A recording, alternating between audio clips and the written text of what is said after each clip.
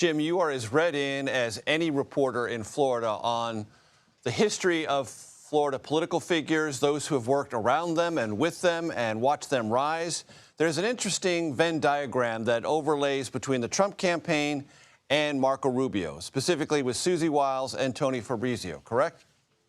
Absolutely. You've got particularly Susie Wiles is a big Marco Rubio fan, big Marco Rubio supporter, was involved with Marco from her early days here in Florida.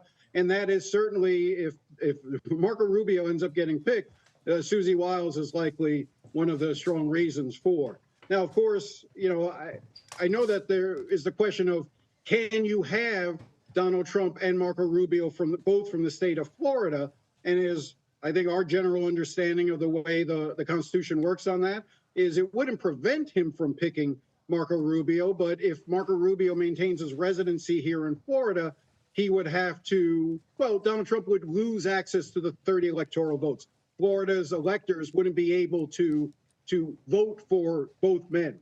But that's an easy fix. And one of the easy fixes, and Donald Trump seemed to suggest that it wasn't really going to be a problem, is Marco Rubio's history. You just had a segment where you talked about states that are now leading Republican. One of those is Nevada.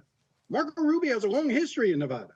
Marco Rubio, when he was about 8 years old, his entire family, because they were out of work here in Miami after immigrating from Cuba, moved to Las Vegas. His mom worked as a maid for a hotel maid on the Strip. His father was a bartender at one of the casinos.